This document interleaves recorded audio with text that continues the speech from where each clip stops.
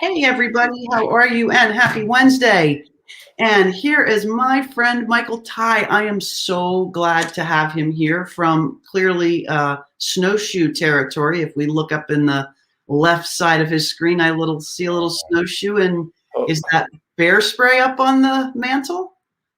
Yeah, when you're in Canada, you have to be careful all the time.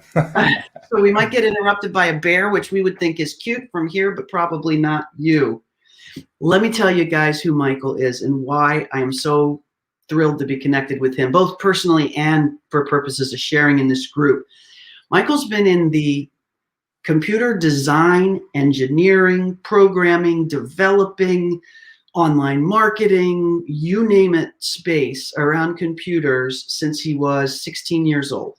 So he knows this stuff inside and out.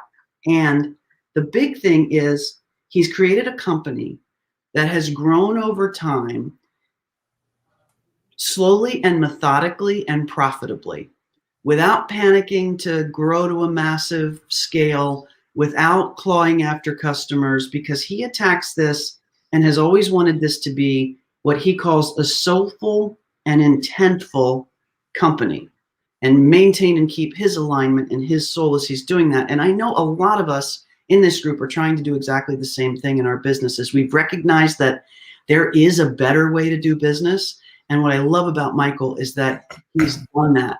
The other thing I love about Michael is he's not looking for any clients right now. He is looking, his business is where he wants it to be. He's looking to give back and share. And I asked him to join us so that we could chat about how you do keep your soul in this crazy world of business. And also the fact that I'm thinking of giving him a speed test, because I hear that if you dump a box of computer parts on his desk, he can actually build a computer from it. I have a nephew like that. So that's kind of cool. So Michael, welcome. Thanks so much for taking time out of your day to do this and share some of your thoughts about where you've been and what you're doing with us. I love talking to you, so thank you. Absolutely. Thanks for having me. So first of all, let's talk about this. Started when I was 16. What got you into computers at that age, and what kind of computers were there at that time? I know for me that meant, if I said 16, it meant the big, huge computer in the one room that I had to take punch cards to. Oh, don't say that. Don't say that. Yeah, my parents. I'm 38 now, so it's a couple of years anyway. And my parents bought kind of my first computer for me, when I was in probably grade 7, like a real computer, and it was like an IBM Pentium 1 or something like that. With Wow. There wasn't even internet yet. There was BBSs and there were new message boards, but it was dial-up modems and all the fun stuff. And I just loved it, and I spend all my time when I wasn't working on the computer, I was trying to take it apart, much to their terror, because Radio Shack isn't really a company that it was anymore. And they, I think they mortgaged the house at Radio Shack to buy like a $4,000 computer for me at a time when that was especially for them, a substantial amount of money, as they were building their careers, and whatnot. And so, every time I came up and said I was taking a computer apart or doing whatever, they'd always be worried because they didn't want me to break it. You better be able to put that thing back together, son. Yeah, exactly. Yeah, quite literally. And yeah, I just got into computers. I got into the internet, right when it was starting to form, when Windows 95 came out. I had been using that computer for a little bit, and so really the genesis of the modern internet. I was at that age where I was young. I was in school, and school was boring, and so I got this opportunity to spend hundreds of hours just learning. Did you see it coming? Did you see?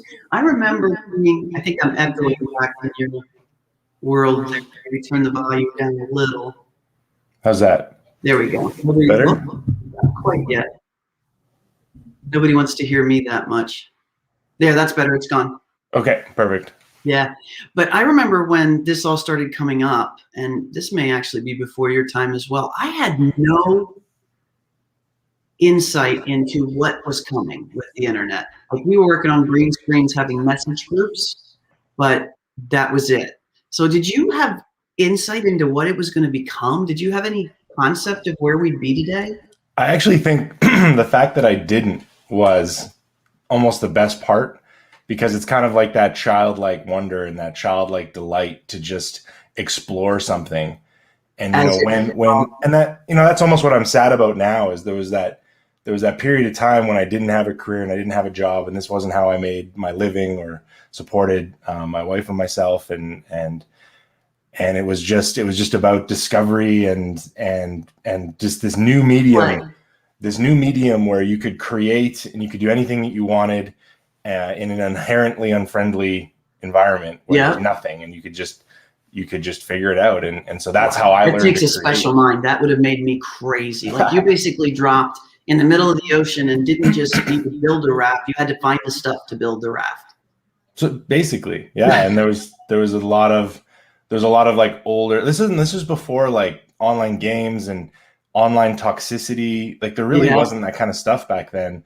There was a lot of people who were innovating and doing things, and I would read their blogs, and I would read, like, before the word blog even existed. Wow. You'd read their pages, and you'd learn and be like, oh, I want to do that, and you just play around with it, and then you'd move on to the next thing. So what I love about this is you found your passion, then it became the job for you or the business for you. So you never really had to stray far from what you love to do. But when did you switch from this is a fun toy to, oh, I can do a business here? I did my first paid website, and that's really the bread and butter of what my business does. Is we do websites at a pretty high level. So for me, it's more like a mature company who needs to, who really needs something that's going to work for them, and you can't kind of build it yourself or DIY it, that kind of thing. But I did my first professional website, I think, at like 17. Wow. I made $1,000, and I was so nervous I couldn't even like say how much I wanted, and it's funny, I look back now and here's this guy, he owned like a renovations company or something like that, and he's sitting here thinking he lucked out because he probably got a really big estimate from some company, and then this kid's like, yeah, I can do it.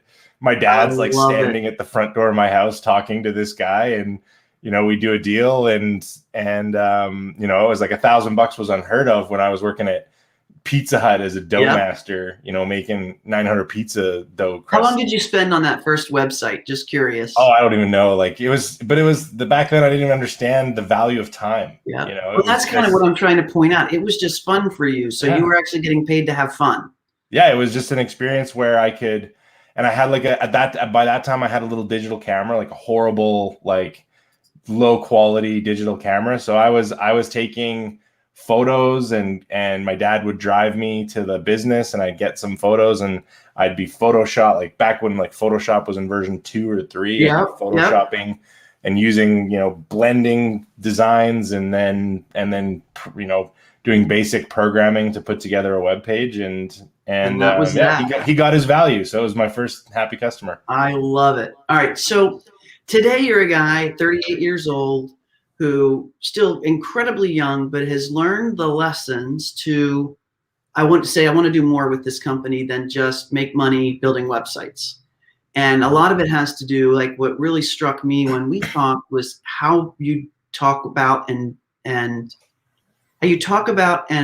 build with your team. Nothing was about you in our conversation. It was all about your team. And I'm wondering if that just came naturally from you from childhood, or if they've helped you develop this culture. Because I know a lot of us really want to build companies like that, where our team, like we were talking earlier, and you're saying people join my team and they just don't leave.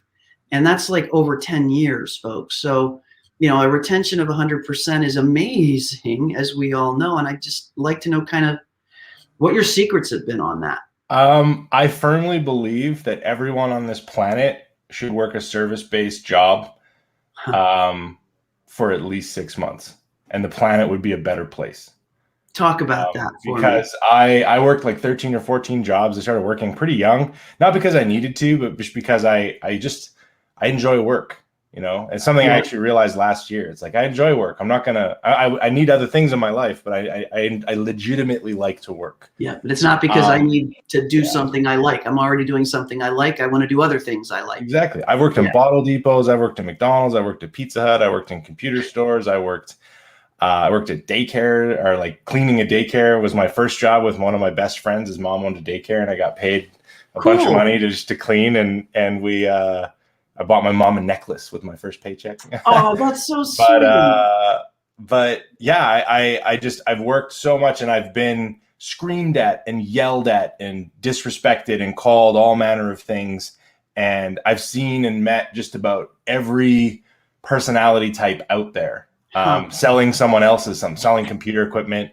So it's, on one hand, it's given me a great deal of understanding, of different people, different personality types, different cultures, different everything in the process of selling. But at the same time, I've seen just about, it'd be like working the returns counter at a Walmart. Like I have seen some of the worst that humanity has to offer in terms of interpersonal communication and that kind of stuff. And so that kind of formed up my basis. And through that period, I had horrible bosses. Some people have heard the cliche of, you got made fun of too much in high school, and then you take it out on retail employees once you get an iota of power. And again, I don't take anything from people like that, because usually it's a lack of training, or it's a lack of emotional intelligence that can lead people, or lack of confidence, and the combination of those things lead people to behave in unideal ways. Unideal is Canadian for like bad. I was going to say that's tempered, but beautiful. And so that really formed up, and I had the good fortune to have some good leaders and some good managers, and I'm always been a very kind of observant person. Always thinking and calculating in my head about who do I want to be, and that was my question. And were you always thinking, oh, I don't want that behavior, I do want that behavior, I don't want that behavior in me as I become a leader? Like, did you already have in your mind you were gonna? Once I decided I wanted to become a leader, I just had the tools, the memories to pull from, I suppose you could say. And you'll probably really like this. I have a thing that I say with my team, and no one works for me, only people work with me. Love that. And so that's something that I've always believed, because I'm a huge proponent of freedom. Like I'm not even American, and and I'm really big on that. So I want people to be working with me because they enjoy it, because it's fulfilling, because there's something more than just like a paycheck and that next thing. And yeah, maybe I am that rare boss who's good to work for, but I've never really been concerned with money. Like, I've been one of those frustrating people where anytime I've ever wanted something, I've just worked really hard and managed to get it. And so when you're not really motivated by that, like, I'm motivated by the team that's around me, by the people I get to work with, and just like having fun. And sometimes that means making non-beneficial financial decisions, but great. I think you hit the nail on the head there. So, and this is one of the things that I would share, here, that I think is so important, is that, I came out of corporate, and every actual decision was made based on the next quarter's results being shared with the investors. And as much as you wanted to do things inside those organizations that were progressive from a human resources standpoint, which is basically actually care about your people and their development and their happiness and their health, as opposed to doing it because it's good for the bottom line. We were so constrained in corporate with that you could do some work in leadership in corporate, but there was always an end point. And I always had in the back of my head, I know there's a way to do this right. I know there's a way to do this right. And it does involve sometimes saying that, you know what, that corporate earnings number is not as important as the relationship and the culture I'm building for this team. That customer's threat to pull out is not as important as my team members' state of mind.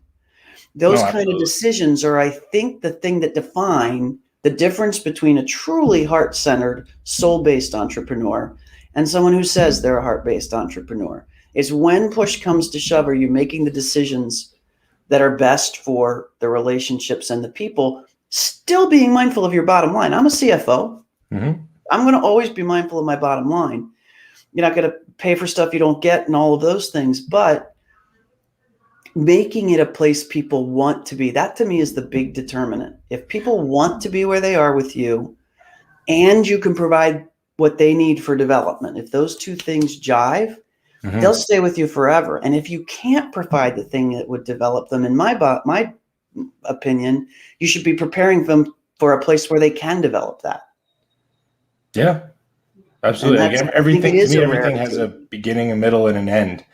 And like I've made peace with it's funny because early in my career, when I was in my mid 20s, late 20s, it was all about like, oh, we want to be the next billionaire or millionaire. We want this or we want that, and I certainly had the potential, at least from what people told me and mentors told me, to do those things, but it just never really motivated or resonated with me. Yeah. I don't know.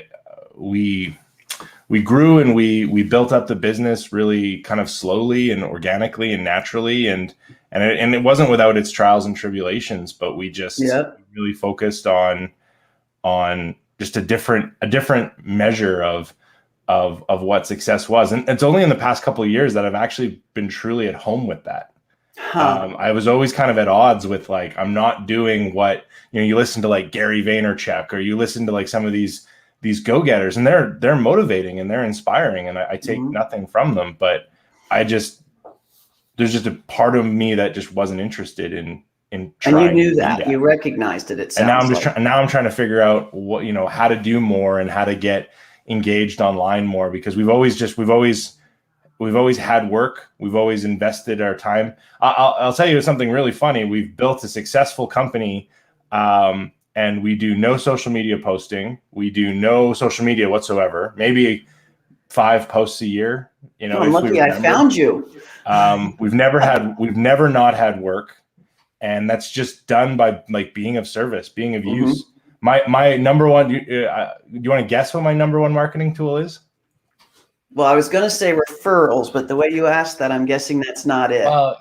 It's not really a marketing tool, though. It's a marketing result. Okay. My number one marketing tool is Slack. Really? So I belong to a bunch of different like co-working organizations like Communo.com.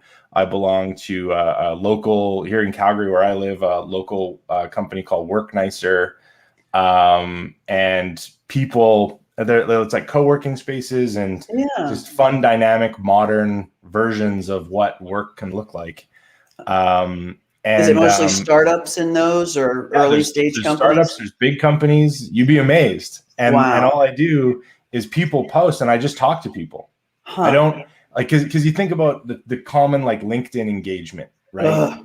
Someone invites me to be their friend. And then they're like, oh, I think there's a great synergy between us. And as soon as I see the word synergy, I'm like, oh God, Here we go. And then they send you just some marketing pitch. Oh, I really just wanted to know if you needed any IT services or if you needed a financial planner. And that's horrible. So I don't do any of that. I talk to people. Like a perfect example. A month ago, somebody posted and saying, does anyone have any experience or knowledge with annual digital reports? So an annual report that's digital. I haven't, but I'm again reasonably experienced. So I just started to talk to this really nice lady. I gave her a couple of insights. A week later, we had a phone conversation because she was going into a meeting with a big corporation who was trying to figure that out. Long story short, no work, no proposal. I ended up with a contract to make an annual digital report for like a major kind of Canadian organization. I love it. And all I did was give her some advice. And then she came back at me and said, hey, you seem really confident in this. Is this something you think you'd be interested in doing? And we talked a little bit about budgets and what that budget would and wouldn't get the company and this and that. And then I met the director or the CTO or whatever of the company. And like we did a handshake deal over Slack with with a corporation that has the whole board of directors, the whole Yep. like, you know, publicly funded, blah, blah, blah, blah, blah. Outside investors, all of that.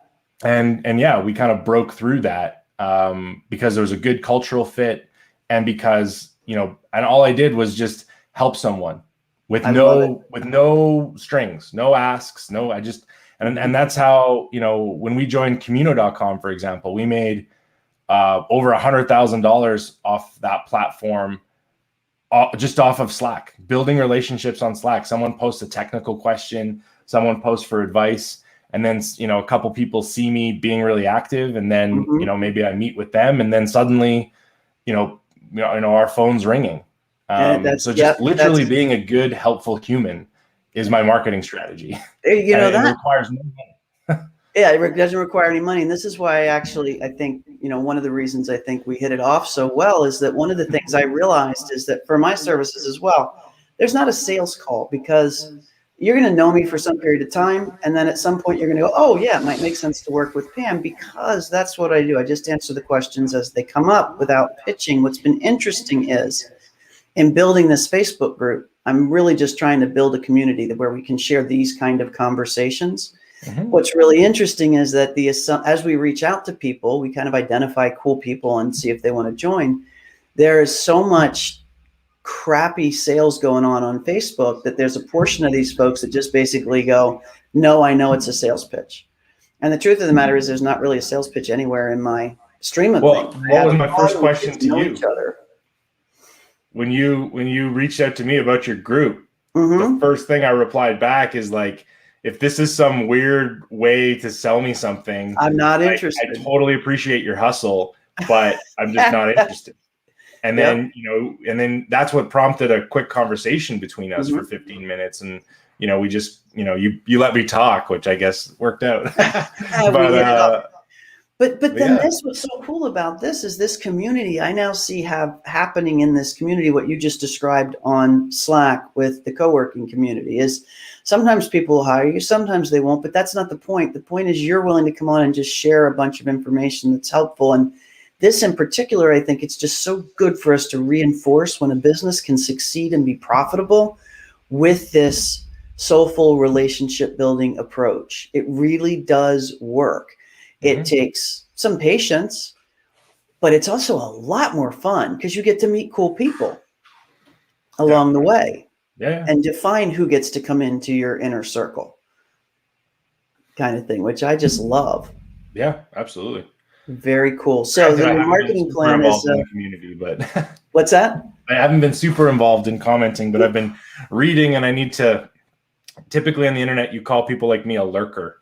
They just kind of lurk in the shadows, but I need to. But that's kind of a big thing in 2021, 2022 for us is that we need to kind of step into the light and let people know what we believe in. And I love it. And you know, the more people I open up to about what we're trying to do and who we are, it's funny because the more and more people I encounter who are either trying to build that or who just, you know, who are just tired of the way things have been. That's what I'd say this group represents. Tired of how that's been. And that's why I love bringing people on to talk about things differently. And this, to me, you know, the big takeaways for me from this and building this kind of culture is you make the hard decisions in alignment with those values. And in corporate, sometimes, you know, you just can't force a whole organization to do that. And I love it that you said nobody works for you, they work with you. That's something that I've always done. And the other thing I've said is inside this company, there's no we and they. And to anyone who watches and listens to this, please remember that the standard is asshole bosses, and excuse my language. Yeah. That's the standard. So if you can be a nice human being, you're like the cream of the crop in terms of an employer. Yeah. Right? Like the standard is people who don't trust, people who micromanage, people who you know, threaten livelihood. Or the thing, I read something really interesting the other day, and it talked about like bonuses and like I bought one of my team members because he just nailed like 2 or 3 projects in a row, didn't need a lot of my time or effort. And I you know, essentially I bought him like a $3,000 computer for Christmas. Awesome. And because he made us like 60 grand. So it's like, whatever. But a lot of people, if he quit 2 weeks later, which he didn't, but if he Mhm. did, a lot of people would think, well, I bought you that computer. Huh. Why are you leaving me? You know, because again, I would probably think that, and I would have to work to suppress that feeling. Yeah. But the thing that I always say from a leadership point of view is like a bonus or a gift is a thank you for a service rendered, Right. not for the promise of future loyalty. Absolutely true. And so many people, they feel like, Betrayed. like staff owes them something. And betrayed. it's, I don't like that. I've never liked that. Yeah. I'd always rather be loyal because I felt safe, and because I knew, it's like that social contract that I learned in school, because school taught me what work was supposed to be. And it was like, I go work for a company and I give them a whole bunch of my time, and then they look out for my interests, and then I can retire. And like, that was the whole, like, after World War II, that was the whole, that was my parents. That was my dad. And that, like, the boomers, that's how they made all their money. Right. Yep. There was, like, work needed to be done. People wanted to have a better life, especially after the war, and that worked. But it doesn't work anymore because corporations don't give a shit. Right. It's changed, and it's interesting. I lived through that transformation. So my dad worked for DuPont for 20 years before he died very young. And then I went to work for DuPont. So my first meal that wasn't paid for by DuPont was literally on my 40th birthday, when we had sold something off, and I went to work for somebody else. And that loyalty was there. I mean, when my dad passed away, they sent people to do the taxes. They sent people to make sure my mom was okay. Those days are long gone, but I lived through that transformation, because then in the 70s and 80s we had beautiful. It was intrinsically human on some level. Then and inhuman in other levels, but but again, there's certain things when you have a big organization, but the fact of the matter is that there was some semblance of taking care of your people. Right. There was a mutual loyalty. When I was first becoming a worker, because I did the whole corporate path. Mm-hmm. And when I did that, and up until like 22, 23, and right around 22, 23, my dad's career was upended because of a corporate decision by someone on the other side of the country who didn't even know him. And then my wife, her father's career path was drastically changed because someone wanted to, like, save money outsourcing or something. Mm-hmm. And this happened, and I saw men who I looked up to, and women who I looked up to, having the course of their careers change for short-sighted decisions that looked better on quarterly earnings. Mm-hmm. Yeah, or annual or the annual report. Mm-hmm. And then I just knew that wasn't for me. I knew that I could bleed and give all of myself and work hard, because I love working, to a company, and that wouldn't matter. Right. And then I ended up getting laid off from one job that I loved because they needed to shave 4% for profit or something like that. Mm-hmm. And it kind of broke my heart. And I was like, I don't want this to be my life. I don't want to be 50 and it's really hard to get rehired into like a young technical thing when you're 50. I don't want to be 50 and, have someone take my future away from me. And then I have to, like, I don't know. I just didn't want that, wherever that was going to take me. So, yeah, I mean, you're spot on, because it went from a place of mutual loyalty. Well, it went from a place of absolute abuse of employees even prior to the 50s and 40s, but then to a place of kind of mutual loyalty, and where you knew you could grow up, you could have your kids live and die through that organization. You'd have a pension and healthcare for life kind of thing. Mm-hmm. To one-way care or loyalty, where, you give me everything and I'll fire you right before you retire. And now I think this new wave of entrepreneurs, of which you're one, and I'm wanting to be one as well, is trying to put that mutual loyalty back, but not with money. Yeah. Yes, with money, but I don't want you here because of the money. I want you here because there's no place else you'd rather be working. Yeah, and everyone in our business knows that, everyone knows kind of what they're doing for the organization, where the organization is financially, and then we're working really hard right now on letting people know, like, when we're stable with this much revenue, everyone's salaries get a boost. When we're stable with this much revenue, and so what we're trying to do is make a path forward where the team can be aware of where the company's going, that everybody can know how their role plays a role. And it's a team of 6, right?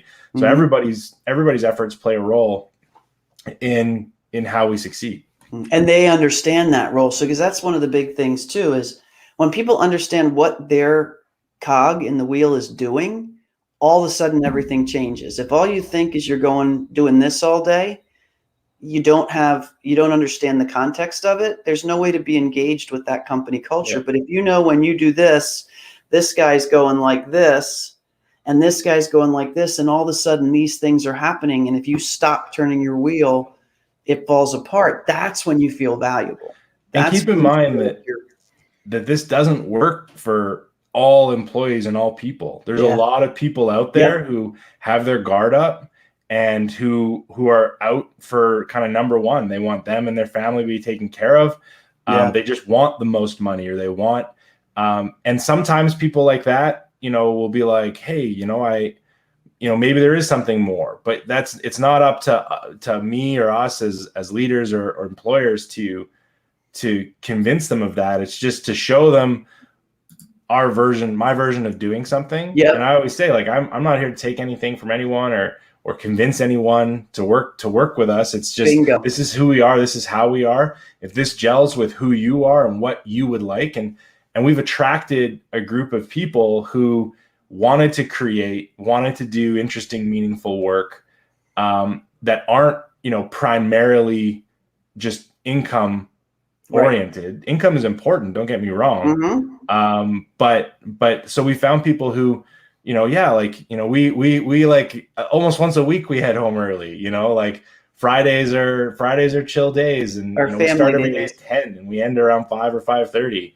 So, we're, that was kind of our version of not doing a 4-day work week, but basically that. It's like a six-ish hour day. People usually start a little bit before, but we've been profitable, and we've been, we produce really good end product. And so it's worked. The challenge is, as you start growing and you want to start making more money, you start looking at how people are spending their time, and you start looking at how many hours a day people are working, and you got to be really careful, because it's really easy to think like, oh, I just need to get everyone to work an extra hour, an extra 2 hours, but the company culture is kind of a delicate balance. So is. I've just become more comfortable with just nice slow growth where I can have weekends too and relax and we have good times. And you can like even overtime, like as you go, 8 hours a year for the whole team minus me. Love it. Yeah. See, I just the approach is everything. And you can see it and feel it in your calmness about it, as you just move the dials a little bit when you need to on different things. You're not ignoring profitability. You're making it work with the good company culture. And I think the answer is, it's not necessarily easy to make those decisions, but it's important to make those decisions if that's what you're trying to create, and it works. I think that's my biggest message to the group. It works, people. It really does. It's been a tumultuous road too. We've had ups and downs. I've not known about proper paying the government their due, and paying that little detail. In the US you have the IRS, and Canada we have the CRA. I've run into issues. I've had some rather significant ups and downs over the last 4 or 5 years. And I'll tell you one thing, the slow approach has made us recession and COVID proof. That's because important. We've never really overextended ourselves too much, but we've taken risks, but those risks are usually involve our time and not our money. Yep. Love that. And then we have a diverse amount of clients and a diverse amount of industries, which has helped us through upturns and downturns, especially like the COVIDs, because we've been able to pivot to clients that needed us, and then almost like put clients who were suffering into like a state of suspension. So not necessarily stopping working with that client, but when COVID came around, the first thing I did is, like, we've got a bunch of clients in the hotel industry and the restaurant industry, and I contacted them the first week, and I'm like, here's my I'm lowering my fees while COVID is a thing for you. Yep. And I just said, if you're suffering, I'm suffering. And Bingo. every single one of the clients said, you're the only person that's done that. Everyone else is like trying to like clear their AR, like they're preparing for some big storm. And I kind of knew it was going to last a while. God, we really are soul siblings, because I did that as well. I initiated for the folks who were affected. Yeah. I was very comfortable not doing it across the board because some folks weren't affected. But that's how you build the ones who were and said, here, let's pop a 35% discount on until the water's clear. And the cool thing about it was I never went back and said, I need to reverse the discount for you. They called me and said, oh, you know what? You need to start billing me again. I'm back on track. There you go. Yeah, we've had a bit of that. And then we have also some clients that we just check in with because they're so busy trying to keep their head above water that it's like, it's not that they mean not to bring it up, but it's just how it kind of goes. Right. So. Exactly. But it was, I just was really moved by that. And it reinforced for me that that's the right way to think about things, is you're in this as a partner with your employees, as a partner with your vendors, and as a partner with your customers and your owners, if you have people other than you that own it. And the way I look at it as well is that people don't put the value on the long-term relationship. They're always looking, I find, again and again, I don't like to make big statements about everybody. So it's not everybody, but a lot of people, they just see what's right in front of them, and they see a piece of business come. Maybe that business is worth $100, $5,000, $10,000 more or whatever. And they do that work and then they're kind of gone. Right? And like, we do that work and then we're just getting started. And then we've put all this time and effort into that client being like taking care of them and building up a relationship with them. Why would that be the end? Like, that's amazing, because that's not just a relationship comment. That's a CFO financial comment. It is much more cost efficient to retain and grow an existing client than it is to get a new one. And most of our client relationships last between 4 and 9 years. I have some that predate my current business. Wow. And that are 15, 20 years. I actually met with a guy yesterday who was a restaurateur with some, major famous Calgary eateries. And then he kind of took a break for 5 or 10 years. And now he's got a little neighborhood cafe in Calgary, or a neighborhood restaurant. Love it. Really close to his house. And I met him yesterday, and it just delighted me because he was so happy. I could see it in his face. I haven't seen him in years. And yeah, he's delighted, and he is completely just at home with what he's doing, and I've totally lost my train of thought now. Well, just that you retain them as a customer because of the long-time relationship, I think. Well, one of the things I would love to leave folks with, because I'm sure you have faced this in your company. Couple things. I'd like to give people kind of an actionable tip, and so many of the people in this group, so many people watching this are heart-centered entrepreneurs trying to build a really well-aligned business. When you face those decisions between something that would be a financial windfall, but something that would potentially hurt your culture, how do you go about thinking about that to confirm for yourself that what the right thing to do is? Oh, that's a really good question. Thank you. So it starts with you. Like, I learned painfully to listen to my gut. And I always say that in my heart of heart, in your heart of hearts, or in my heart of hearts, I always know the right answer.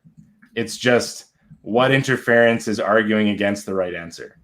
And so, and then I've learned a lot of lessons. So surviving for 10 years as a small and growing business, I've made the mistake. I've made the wrong decision a bunch of times. And that wrong decision always results in a nightmare project, a nightmare client, that never goes away. I've had my wife saying, like, you need to fire this client. You're whimpering their name in your sleep. And I'm like, oh, geez. Okay, we need to change that, but yeah, like I've had those brutal clients that just drain my soul. And what it did is it took away my motivation to work on the clients that I cared about and had a lot of love for. Yeah, I love that. That's my story, but I always say, like, take that for what it's worth. But when it comes to that kind of stuff, first, like, know who you are and know who your values are, and know if you're going to be able to lead this project or if it's going to drain you. If it's going to drain you, it's going to empty you of your ability to continue to work on that business. It's going to force you to work for that client, not work for your business. Not work for you. I love that. And what you said here, I captured it in a quote because I don't want to forget it. Ask yourself what interference is arguing against what you know is the right answer. Listen to your gut. That's profound right there. And don't sit on the fence. I see a lot of people through conversations, and I like to do like low-key mentoring and stuff like that. And I've seen a lot of people who it's like they don't want to make a decision, so they just ignore it. Yep, that's fantastic. 2 gold nuggets, folks. We got 2 gold nuggets from this man. I love talking to you. As you ramp up your time in social media, I would love it if you'd play around in the group that we're building here, because I think what you have to contribute is huge. And I'm starting a project in 2021 where I essentially just want to help 1,000 businesses for free. So Pam, I'll reach out to you when I kind of launch some stuff for that. But essentially what we're doing is we're just, we're not giving away a bunch of free work per se. It's more just my time, like looking at people's websites. And I find that there's a lot of people who are making, similar to sales and even building your business, there's a lot of people who are making, easy errors and missing some low-hanging fruit. Oh, that's amazing. How they look at their websites. And so we're coming up with kind of like a canvas to run people through, and people are going to be able to just like apply, and then I'll make like a 15 or 20-minute video walking through their website and talking about it basically live, and then we'll record it, and then we're going to kind of put it out there for that business owner as well as anyone else. And that's kind of like that's like the ultimate manifestation of my being useful marketing strategy. And so that is fantastic. Yeah. And I have no expectations from it. I just want to help. I just want to help more people. I've seen a lot of people struggle, especially over the last, 14, 16 months. And I just feel like I haven't done enough. I've done as much as I can with my people, but I want to do more for just regular folk out there and people who are trying to maintain their business or keep it. So I'll let you know when that happens, and maybe that is amazing. Yeah, we will definitely. Maybe what we could do is, if you want to, we could do another live here where you actually maybe do a critique of one of the sites. Maybe sure, yeah. No, I love doing that, and I've done it live at a bunch of speaking engagements. I used to speak a lot at like WordPress conferences and stuff like that, and we do live critiques during like lunch sessions and stuff. So it's a lot of fun. So generous, and I know on behalf of everybody in the group, thank you for that. We'll definitely share that when you're ready. Thank you. That's awesome. Sweet. Yeah, I was hoping to launch it this month, but then everyone that didn't call me in 2020 called me over the past 2 weeks. Of course.